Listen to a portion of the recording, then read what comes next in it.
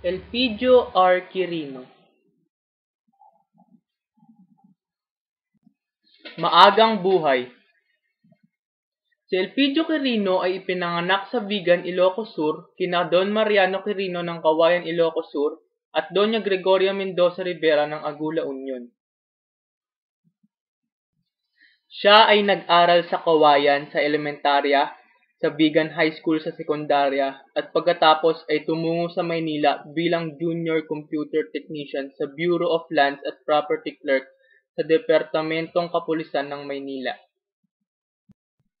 Nagtapos siya sa Manila High School noong 1911 at nakapasa sa pagsusulit ng serbisyong sibil. Noong 1915, siya ay nagtapos ng abogasya sa Universidad ng Pilipinas at nakapasa sa pagsusulit sa bar.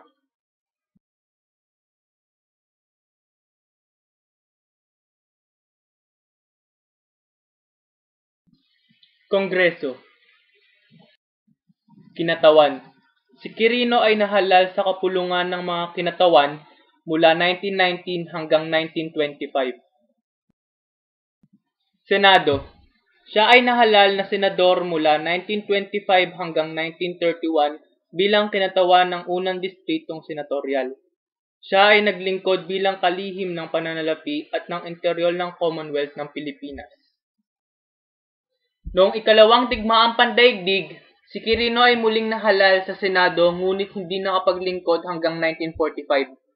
Pagkatapos ng ikalawang digmaang pandaigdig, si Quirino ay inilagay na Senate President pro tempore.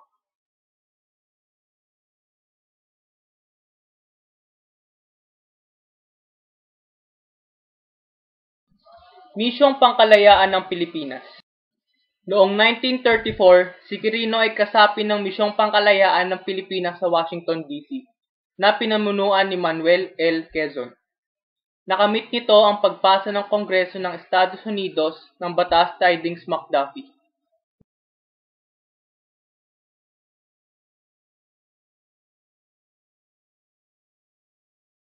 Ikalawang digmaang pandaigdig. Noong pananakop ng Hapones sa Pilipinas, siya ay naging pinuno ng isang paghihimagsik laban sa mga Hapones.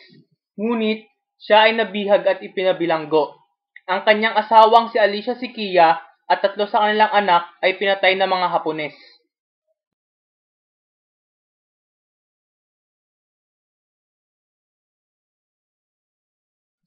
Pangalawang Pangulo. Pagkatapos mapalaya ng mga Amerikano ang Pilipinas mula sa pananakop ng mga Hapones, ang Commonwealth ng Pilipinas ay ibinalik sa Pilipinas noong Pebrero 27, 1945, kung saan Pangulo si Sergio Osmeña. Noong Disyembre 1945, ang House Insular Affairs ng Kongreso ng Estados Unidos ay nagpasa ng isang resolusyon na nagtatakda sa halalang hindi pagkatapos ng Abril 30. Si Manuel Rojas ay tumakbo sa ilalim ng Partido Liberal na kanyang itinatag pagkatapos humiwalay sa Partido Nasyonalista. Si Quirino ay napiling kasamang tatakbo ni Rojas. Nanalo sina Rojas at Quirino sa 1946 halalan ng pagkapangulo at pangalawang pangulo noong Abril 23, 1946. Si Quirino ay nahirang na Secretary of Foreign Affairs.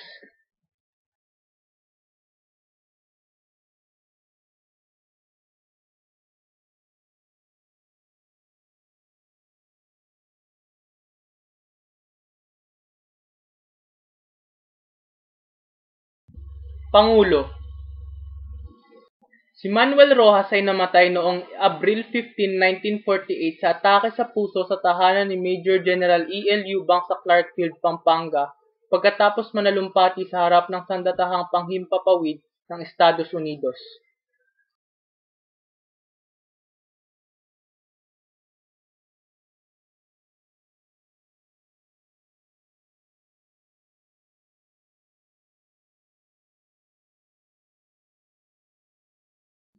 Dahil hindi pa tapos ang termino ni Rojas, siya ay hinalinhan ng pangalawang pangulong si Elpidio Quirino noong Abril 17, 1948. Nang sumunod na taon, si Quirino ay tumakbo sa ilalim ng Partido Liberal at nahalal na pangulo para sa 4 na taong termino.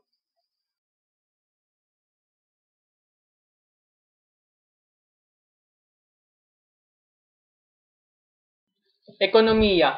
Sa ilalim ng termino ni Quirino, nagkaroon ng kahanga-hangang rekonstruksyon ng ekonomiya pagkatapos ng ikalawang digmaang pangdaigdig. Pangkalahatang paglago ng ekonomiya na 9.43% at lumaking tulong pang-ekonomiya mula sa Estados Unidos.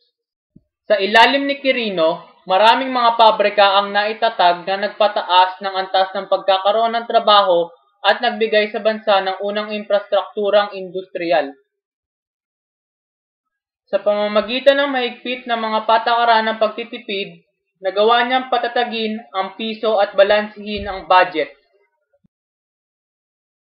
Pinalawig ni Quirino ang mga sistemang irigasyon, ipinatayo ang mga plantang hydroelectric sa Talong, Maria Cristina at Bulacan upang lutasin ang problema sa kuryente sa Luzon, pinabuti ang mga lansangan, itinatag ang Bangko Sentral at pagbabangkong rural na nagpapautang sa mga magsasaka at negosyante. Nilikha ni Quirino ang Social Security Commission at ng President's Action Committee on Social Amelioration na nangangasiwa sa pagbibigay ng tulong, pautang at kaginhawaan sa mga mahihirap na mamamayan. Ang kanyang programa ay kinabibilangan ng insurance para sa kawalang trabaho, pagtanda, aksidente at kapansanan, kalusugan, pang-ina at pagpapaginhawa ng Estado. Nabigo si Quirino na lutasin ang pagiging hindi pantay sa lupain at kayamanan lalo na sa mga malalayong pook na rural. Ang problemang ito ang faktor na nagtulak sa paghihimagsik ng hukbalahap.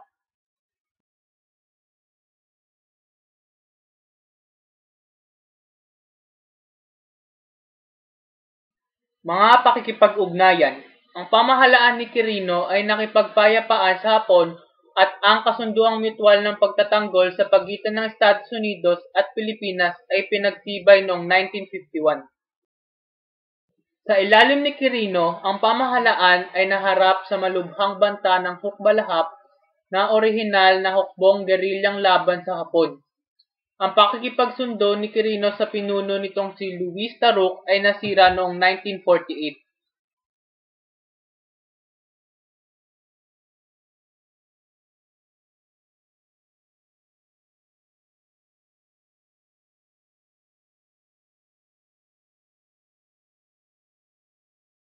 Hinirang ni Quirino ang kalihim ng pagtatanggol na si Ramon Magsaysay na sugpuin ang paghihimagsik na naisagawa sa pamamagitan ng labis na karahasan at pangako ng reforma sa lupain.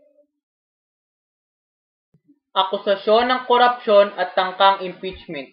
Ang administrasyon ni Quirino ay nabahira ng malawakang korupsyon. Ang halalan ng pagkapangulo noong 1949 na kanyang napanalunan ay isa sa mga hindi malinis na halalan sa kasaysayan ng Pilipinas. Siya ang kauna-unahang nakaupong Pangulo ng Pilipinas na tinangkang i-impeach at inakusahan ng paggamit ng mga pondong pampamahalaan upang ipaayos at bumili ng mga kasangkapan para sa Malacanang, nepotismo at pagpuslit ng diamante. Ang impeachment ay itinakwil ng Komiteng Pangkongreso dahil sa kawalan ng paktwal at legal na basihan. Ang korupsyon ang nagtulak kay Ramon Magsaysay na kumalas sa Partido Liberal at tumakbo laban kay Quirino sa 1953 halalan ng pagkapangulo sa ilalim ng Partido Nasyonalista.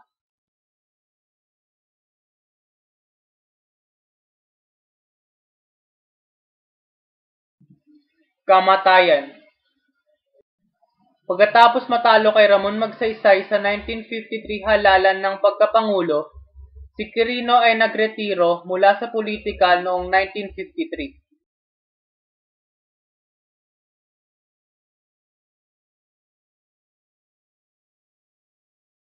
Siya ay namatay noong Pebrero 29, 1956 sa atake sa puso. Siya ay nilibing sa Manila South Cemetery sa Makati. Elpidio R. Quirino.